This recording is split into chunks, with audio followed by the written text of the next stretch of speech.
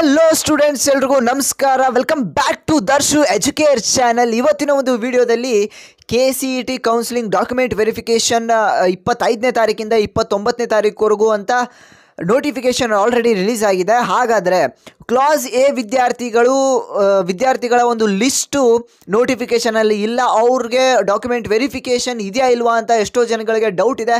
ಆ ಒಂದು ಡೌಟ್ನ ಈ ಒಂದು ವಿಡಿಯೋದಲ್ಲಿ ಕ್ಲಿಯರ್ ಮಾಡ್ತೀನಿ. ಹಾಗೆ ನಿಮ್ಮ ಡಾಕ್ಯುಮೆಂಟ್ ವೆರಿಫಿಕೇಷನ್ ಆದ ಮೇಲೆ ಏನು ಮಾಡಬೇಕು ಅಂತಲೂ ಕೂಡ ಈ ಒಂದು ವಿಡಿಯೋದಲ್ಲಿ ತಿಳಿಸ್ಕೊಡ್ತೀನಿ. ವಿಡಿಯೋನ ಪೂರ್ತಿಯಾಗಿ ನೋಡಿ. ನಿಮ್ಮ KCET ಬರೆದಿರ್ತಕ್ಕಂಥ ಫ್ರೆಂಡ್ಸ್ಗೂ ಕೂಡ ಈ ಒಂದು ವಿಡಿಯೋನ ಶೇರ್ ಮಾಡಿ, ಅವ್ರಿಗೂ ಕೂಡ ತುಂಬ ಹೆಲ್ಪ್ ಆಗುತ್ತೆ. ಹಾಗೆ ವಿಡಿಯೋನ ಶುರು ಮಾಡೋಣ. ಅದಕ್ಕಿಂತ ಮುಂಚೆ ಯಾರೆಲ್ಲ ಫಸ್ಟ್ ಟೈಮ್ ನಮ್ಮೊಂದು ಚಾನಲ್ನ ನೋಡ್ತಾ ಇದ್ದೀರಾ, ಈ ಒಂದು ವಿಡಿಯೋನ ನೋಡ್ತಾ ಇದ್ದೀರಾ, ಇವಾಗಲೇ ವಿಡಿಯೋಗೆ ಲೈಕ್ನ ಮಾಡಿ. ಹಾಗೆ ನಮ್ಮ ಒಂದು ಚಾನಲ್ಗೆ ಸಬ್ಸ್ಕ್ರೈಬ್ ಮಾಡ್ಕೊಳ್ಳಿ. ನೀವು ಅಡ್ಮಿಷನ್ ಮಾಡಿಸೋವರೆಗೂ ಕೂಡ ಎಲ್ಲ ರೀತಿಯಾದಂಥ ಅಪ್ಡೇಟ್ಸ್ ಬಂದಿರುವಂಥ ಅಪ್ಡೇಟ್ಸ್ನ KEA ಕಡೆಯಿಂದ ಬಂದಿರುವಂಥ ಅಪ್ಡೇಟ್ಸ್ನ ನಾನು ನಿಮಗೆ ತಿಳಿಸ್ತಾ ಬರ್ತೀನಿ. ಹಾಗಾಗಿ ಇವಾಗಲೇ ಸಬ್ಸ್ಕ್ರೈಬ್ ಮಾಡ್ಕೊಳ್ಳಿ, ವಿಡಿಯೋಗೆ ಒಂದು ಲೈಕ್ನ ಮಾಡಿ. ಹಾಗಾದರೆ ಕ್ಲಾಸ್ ಎ ವಿದ್ಯಾರ್ಥಿಗಳ ಲಿಸ್ಟ್ ನೀವು ಏನು ಮಾಡಬೇಕು? ಲಿಸ್ಟಲ್ಲಿ ನಿಮ್ಮ ಒಂದು ಕ್ಲಾಸ್ ಎ ವಿದ್ಯಾರ್ಥಿಗಳ ನೇಮ್ ಬಂದಿಲ್ಲ, ಲಿಸ್ಟ್ ರಿಲೀಸ್ ಆಗಿದೆ, ಆದರೆ ನಾವು ಏನು ಮಾಡಬೇಕು ಬಂದಿಲ್ಲ ಅನ್ನೋ ವಿದ್ಯಾರ್ಥಿಗಳು ಆಲ್ರೆಡಿ ಅವ್ರಿಗೆ ಆನ್ಲೈನ್ ವೆರಿಫಿಕೇಷನ್ ಆಗಿರುತ್ತೆ. ನೀವು ಚಿಂತೆ ಮಾಡಬೇಕಾಗಿಲ್ಲ. ಆಫ್ಲೈನ್ ವೆರಿಫಿಕೇಷನ್ ನಿಮಗೆ ಇರೋದಿಲ್ಲ. ಆಫ್ಲೈನ್ ವೆರಿಫಿಕೇಷನ್ ನೀವು ಅಟೆಂಡ್ ಮಾಡಬೇಕಾಗಿಲ್ಲ. ಡಾಕ್ಯುಮೆಂಟ್ ವೆರಿಫಿಕೇಷನ್ನ ನಿಮಗೆ ಆನ್ಲೈನಲ್ಲಿ ಡಾಕ್ಯುಮೆಂಟ್ ವೆರಿಫಿಕೇಷನ್ ಆಗೋಗಿರುತ್ತೆ. ಆದರೆ ಇನ್ನೂ ಏನಾದರೂ ಡೀಟೇಲ್ಸ್ ಬೇಕಾದರೆ ಏನಾದರೂ ಇದ್ದರೆ KEA ಕಡೆಯಿಂದ ನಿಮಗೆ ಇನ್ನೊಂದು ಲಿಸ್ಟ್ನಲ್ಲಿ ರಿಲೀಸ್ ಮಾಡ್ತಾರೆ, ಇನ್ನೊಂದು ನಿಮಗೆ ನೋಟಿಫಿಕೇಷನ್ನ ಕಳಿಸ್ತಾರೆ. ಹಾಗೇನಾದರೂ ಇದ್ದರೆ ಕ್ಲಾಸ್ ಎ ವಿದ್ಯಾರ್ಥಿಗಳು ಚಿಂತೆ ಪಡಬೇಕಾಗಿಲ್ಲ.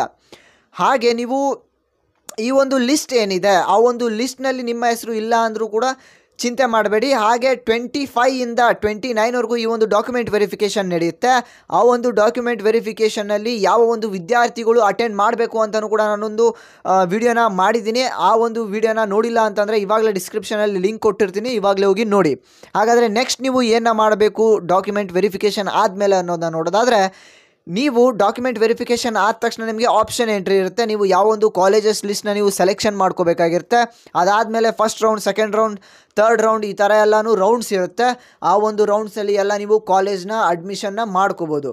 ಹಾಗಾಗಿ ಈ ಒಂದು ವಿಡಿಯೋನ ನೋಡ್ತಿರುವಂಥ ಪ್ರತಿಯೊಬ್ಬರು ಕೂಡ ಸಬ್ಸ್ಕ್ರೈಬ್ ಮಾಡ್ಕೊಳ್ಳಿ. ನಿಮಗೆ ಎಲ್ಲ ರೀತಿಯಾದಂಥ ಅಪ್ಡೇಟ್ಸ್ನ ನಾನು ತಿಳಿಸ್ತಾ ಬರ್ತೇನೆ. ಯಾವ ರೀತಿ ಒಂದು ಕೌನ್ಸಿಲಿಂಗ್ನ ಅಟೆಂಡ್ ಮಾಡಬೇಕು, ಡಾಕ್ಯುಮೆಂಟ್ಸ್ ಏನೇನು ಬೇಕು ಅಂತ ಎಲ್ಲನೂ ಕೂಡ ನಾನು ತಿಳಿಸ್ತೇನೆ. ಹಾಗಾಗಿ ಇದ್ರ ಬಗ್ಗೆ ಸಂಬಂಧಪಟ್ಟ ವೀಡಿಯೋಸ್ ಕೂಡ ಮಾಡಿದ್ದೇನೆ. ಇವಾಗಲೇ ಡಿಸ್ಕ್ರಿಪ್ಷನಲ್ಲಿ ಲಿಂಕ್ ಇರುತ್ತೆ, ಅಥವಾ ಐ ಕಾರ್ಡ್ ಹಾಕಿರ್ತೀನಿ, ಲಾಸ್ಟ್ ಎಂಡ್ ಸ್ಕ್ರೀನಲ್ಲೂ ಕೂಡ ಹಾಕಿರ್ತೀನಿ.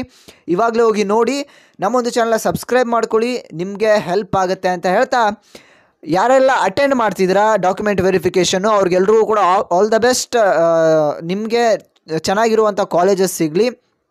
ಹಾಗೆ ಆಪ್ಷನ್ ಎಂಟ್ರಿಲೂ ಕೂಡ ನಿಮಗೆ ನೀವು ಇದನ್ನು ಕಾಲೇಜ್ ಲಿಸ್ಟನ್ನು ಸೆಲೆಕ್ಟ್ ಮಾಡ್ಕೊಳ್ಳಿ. ಕಾಲೇಜ್ ಲಿಸ್ಟ್ ನಿಮ್ಗೆ ಯಾವ್ಯಾವ ಕಾಲೇಜ್ ಬೇಕು, ನಿಮಗೆ ಯಾವ ಒಂದು ಕೋರ್ಸ್ ಬೇಕು, ಎಲ್ಲನೂ ಕೂಡ ಒಂದು ಲಿಸ್ಟ್ನ ಪ್ರಿಪೇರ್ ಮಾಡ್ಕೊಳ್ಳಿ. ಎಲ್ಲ ಒಂದು KCET ಕೌನ್ಸಿಲಿಂಗ್ನ ನೀವು ಚೆನ್ನಾಗಿ ಅಟೆಂಡ್ ಮಾಡಬೇಕು.